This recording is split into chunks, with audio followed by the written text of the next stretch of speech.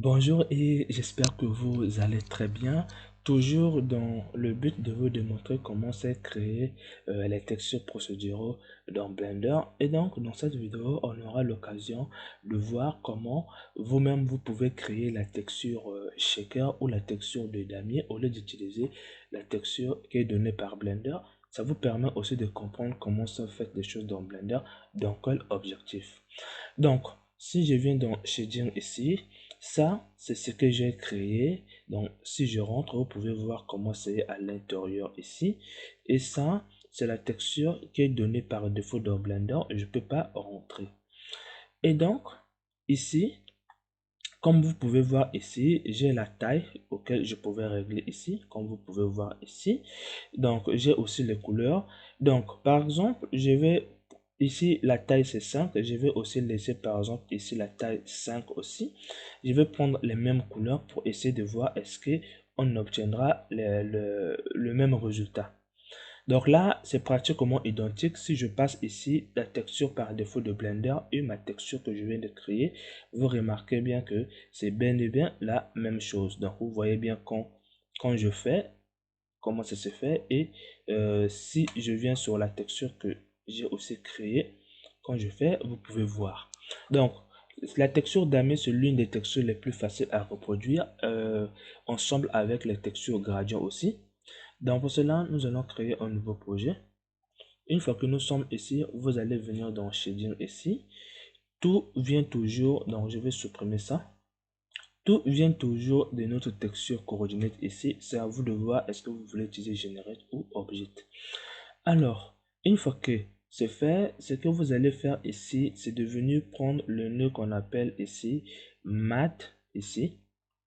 Et vous choisissez multiplication.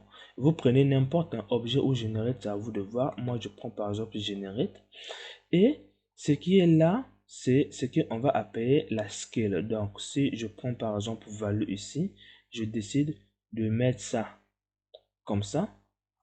Et c'est ce nœud-là que j'ai fait, je vais appeler ça scale. Donc, c'est à vous de voir si vous allez écrire taille en français ou pas. Mais c'est juste une nomination que j'ai fait. Alors, une fois que je viens de faire, je ne sais pas si vous allez constater quelque chose. Donc là, je vais venir ici. Là, vous voyez bien, en fait, la scale ici, ça réagit comme une luminosité. Alors, une fois qu'on vient de faire, ce que maintenant nous allons faire ici, c'est de créer des lignes, des carreaux. Donc, d'abord, ça commence toujours par des lignes. Donc, la chose à faire, c'est de venir ici prendre ces pas X, Y, parce qu'on va travailler avec chaque axe que vous pouvez voir ici. Une fois que c'est fait, vous allez venir prendre le nœud qu'on appelle math et dans mathématiques, vous allez venir prendre le plus grand entier ou égal à l'entier que nous utilisons. Donc, nous allons le mettre ici et là, vous voyez bien ce que vous allez obtenir, un peu comme ça, donc un peu des lignes comme ça. Donc, on va le répéter pour les autres axes aussi, donc sur Y aussi et aussi sur, donc, je pense que c'est pas ça. Et aussi sur Z, comme ça.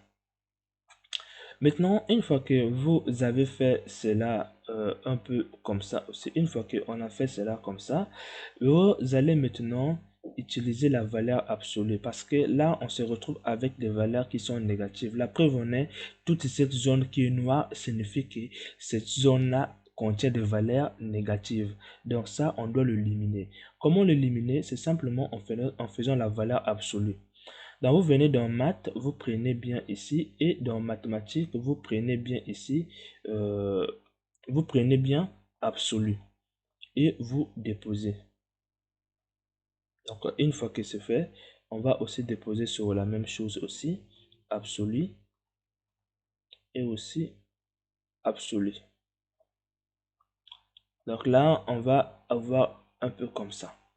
Et maintenant, une fois que c'est fait, comment maintenant faire apparaître vraiment des lignes, vraiment soit c'est noir, soit c'est blanc, parce que là, on voit que c'est grisé. Or, c'est pas ce que nous voulions. Donc, ce que vous allez faire, c'est simplement de retrouver, si ici c'est noir, ici ça sera blanche, ici ça sera noir. Donc, ça veut dire que eux, ils sont toujours décalés 2 AD. Donc, 1, 2, noir, 1, 2, noir, 1, 2, noir. Donc, ça veut dire qu'on va les diviser. On va faire la division par 2. Donc, attention, ce n'est pas une division, mais le reste de la division. C'est ce qui va nous tester. Donc là, on va mettre modulo ici et vous allez mettre ici 2. Donc, on va dire que quand on arrive sur une valeur qui est paire, ça va nous donner la couleur noire. Et quand on arrive sur une position qui est impaire, ça va nous donner la couleur, la couleur blanche. Donc, vous comprenez bien. Donc, ici, par exemple, c'est la valeur numéro 1. Le numéro 1 ici, on voit bien que c'est noir parce que quoi? Donc, je ne sais pas si vous allez le comprendre, mais vaut mieux voir ça ici, comme vous pouvez voir. Donc, attention, c'est à vous de voir vraiment. Moi, je mets 2 pour que nous tombions bien sur les bonnes valeurs. Vous le remarquez très bien. Donc, pour cela, vous pouvez venir sur la taille, diminuer un peu la taille pour essayer de voir comme ça. Donc, si je viens ici, vous remarquez bien que c'est toute blanche. Et quand je viens là, vous voyez bien que euh, premier numéro, deuxième, on tombe encore sur 1, 2, 1, 2, 1, 2. Donc, vous remarquez très bien. On va faire pour la même chose sur les autres axes aussi. Donc, je vais mettre ici et je vais mettre là. Et là, vous allez voir ici et vous allez voir comme ça.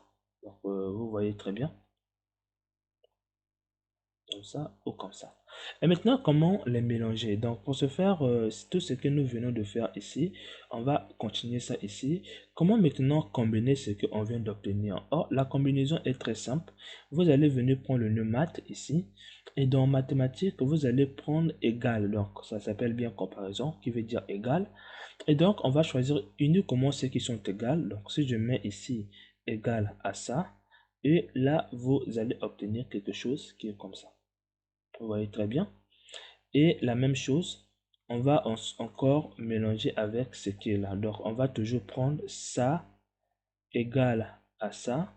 Et on obtient bien la texture damier en damier. Donc, vous voyez bien que c'était vraiment simple et rapide à réaliser. Donc là, je vais laisser la valeur à 5 ici.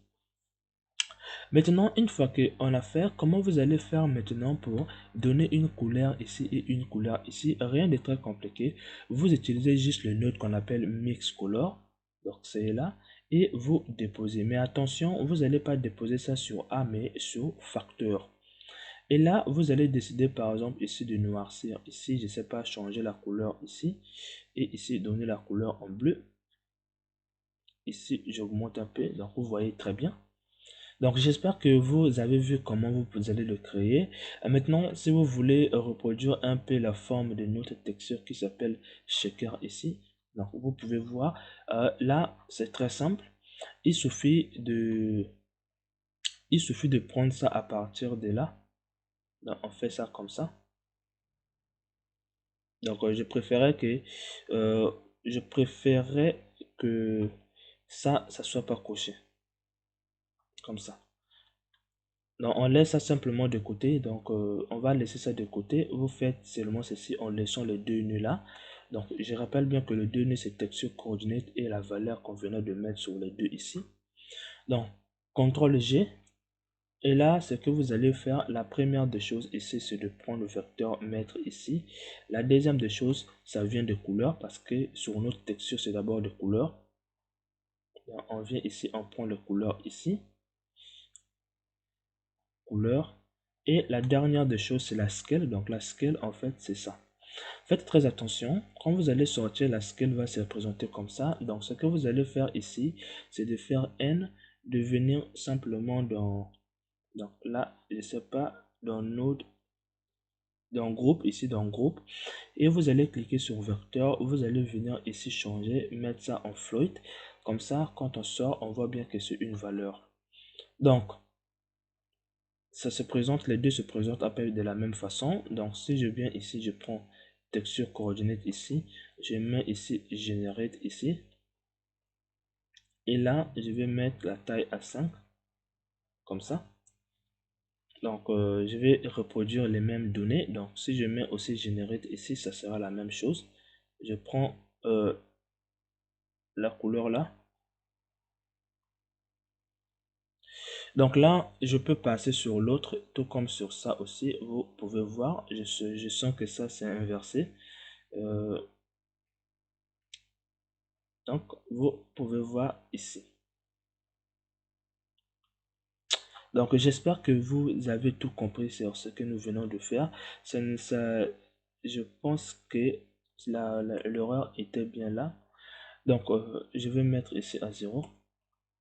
Donc, j'espère que vous avez compris comment vous pouvez reproduire ou recréer la texture en damier. C'est pas si compliqué, comme vous pouvez voir ici. Et donc, on se retrouve dans la prochaine vidéo auquel je vais vous expliquer comment vous pouvez maintenant créer le nœud qu'on appelle la texture brique. Donc, c'est la prochaine tutoriel sur les textures que je vais vous expliquer la texture brique.